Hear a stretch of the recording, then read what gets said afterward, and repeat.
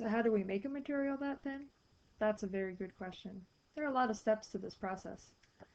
First, we have to prepare a piece of substrate, clean all the targets we're going to use to generate a plume of plasma deposit the thin film, load the targets and the substrate into the machine, get the pressure and temperature ready for the deposition, pre-ablate the target, which means clean it off with the laser basically, deposit the thin film onto the substrate, carefully cool the film because it's deposited at very high temperature, and if you cool it incorrectly, it will damage the film.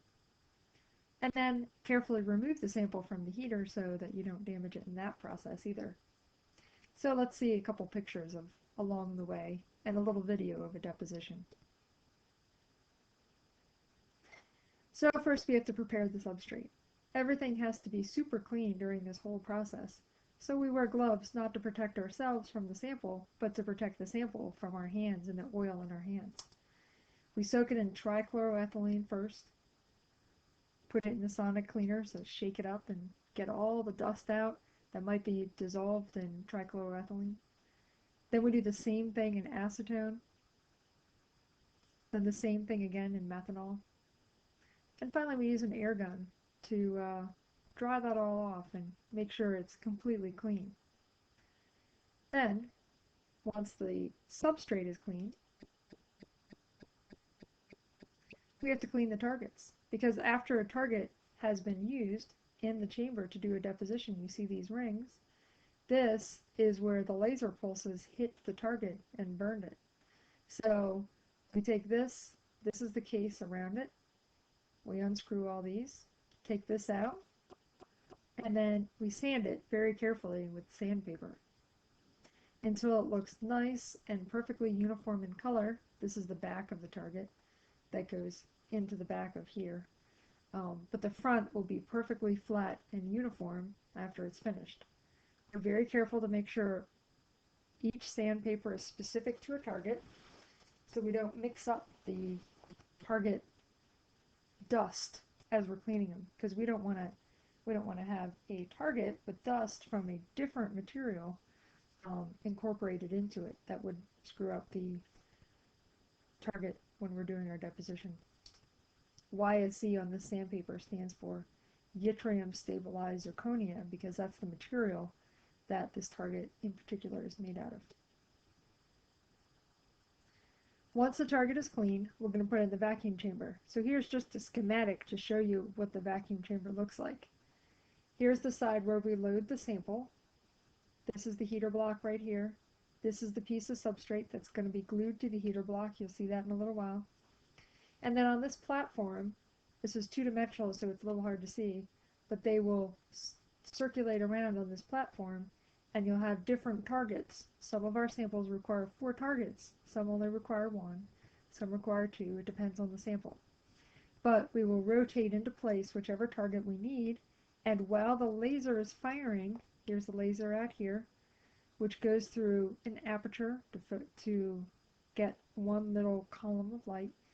Then it's focused through a lens, and it's sent through a window that you'll see in the pictures looks like glass, but is actually quartz, and that will hit the target precisely at a spot. The target is rotated around in place, so it's not just one little place on the target that gets, beaten down by the laser. It's a circle there. You saw the dark circle. So they last longer for a longer deposition. And that creates a plume of plasma, which then deposits a film on the substrate. Now, before we put anything in the chamber, it all has to be carefully cleaned. So the quartz window is carefully cleaned with hydrochloric acid and diamond paste. Both sides of the window will be very meticulously cleaned, and then the window you can see the frame of the window right here, put back in, and then screwed back onto the vacuum chamber. This in particular is the window that the laser fires through that Grace is cleaning in this picture. This is the apparatus that holds the sample. So this is the structure. These wires lead up to the thermocouple here and the heater. This is a shield that will protect the sample when we are pre-ablating the sample, but not while we were depositing. And this is the heater block onto which will be pasted the substrate on which we will deposit the sample. We use sandpaper on these metal supports to actually sand down the top of this heater block very carefully, because you saw it had those rings on it in the other presentation, and we have to get all that off, so this is just pure aluminum right here. And then clean very carefully with pure methanol and sprayed off with an air gun to get any last dust out of there before we are ready to put the sample onto it. We load the targets into the side window here and then put the window back on. And there is a shield right here in front of the targets, because there'll be 4 targets. Here's 1, there'll be 1 here, 3, and then 4. And this will just open a window in front of one of the targets, so no extra interference from the other 3 targets will occur during the deposition. And you can see how dirty the target is. It's been in there for many, many depositions. So the plasma has deposited all kinds of material on that shield. I think it's probably time to clean that shield.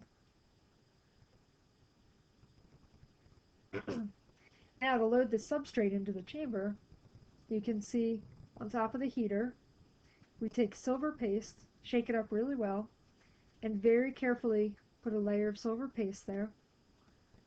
Gently lower the substrate onto the silver paste, and then we actually push down with opposite corners with the tweezers to make sure it's very carefully adhered so it gets good thermal contact with the heater below it.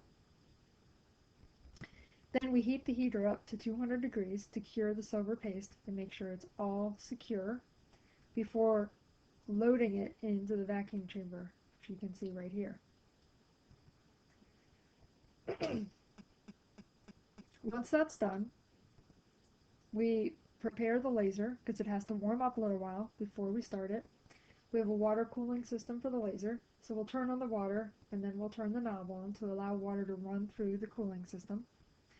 And there are 2 buttons, 2 power buttons on the laser, one here and one on the other side of that tube. And there's a laser control panel where we can observe the energy density of the laser and whether it's firing internally, which means just keeping it warm inside the box, this big huge box, which is the laser, or externally, which means it's being controlled by the computer and is going to ablate the substrate or is possibly pre-ablating the target before we actually fire it for the deposition.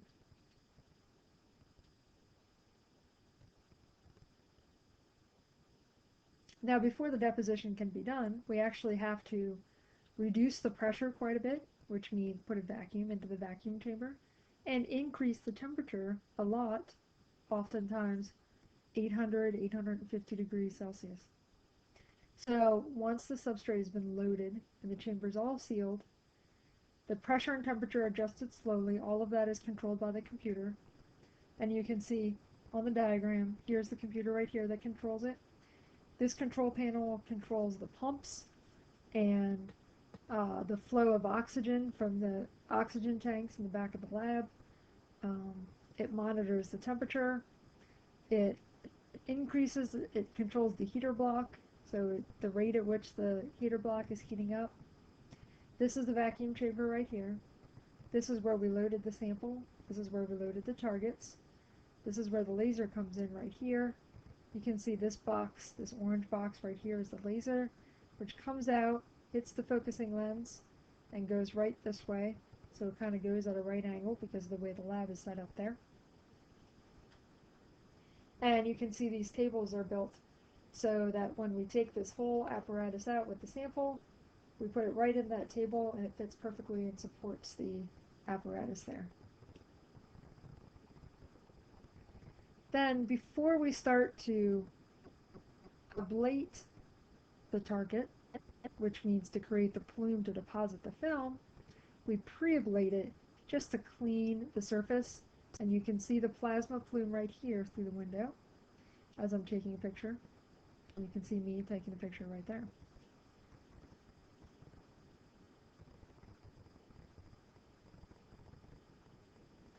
Then we'll actually deposit the film. While we're depositing the film, the heater block is very hot. You can see it's actually glowing red in this picture. And this is the plasma plume coming out towards it from the targets, which are over here. And I'm looking through the window in the top of the machine, actually, towards the back of the machine. And here's another view of the plasma plume from the front, where you can see the plasma plume coming out towards the sample, which is over here, from the target, which is over here.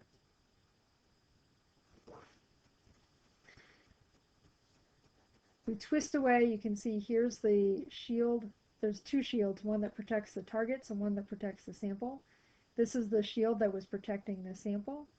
You can see we twisted it away, so when we're doing deposition, the plasma plume can reach the substrate.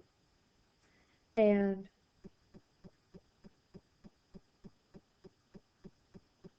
here is just another view where you can see the sample is totally free of that shield and is being deposited right there.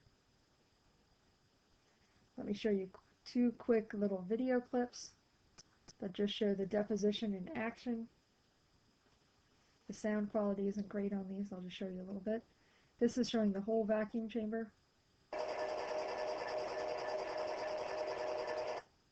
And you can see the plume right through there. And this is a close-up. Here is the shield that is pushed away so it is not blocking.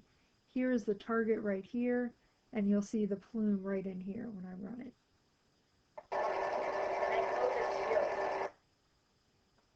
See where the plume came in right there. And you can see my fingers when I'm taking a picture that are reflected in the chamber. So, back to the presentation.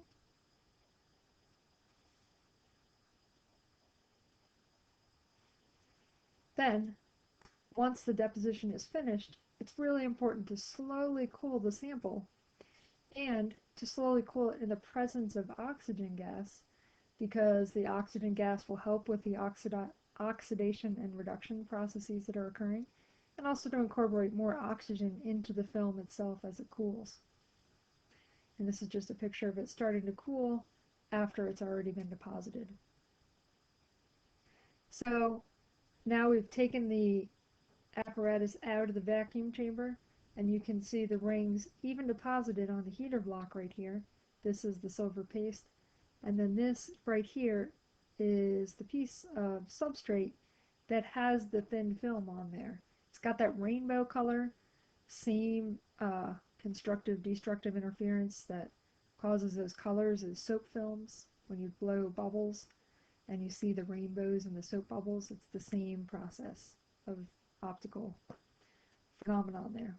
And what you do is you take a razor blade, you very carefully kind of slide it under there so you can loosen it from the silver paste and pop it off the block, and voila, you have a thin film.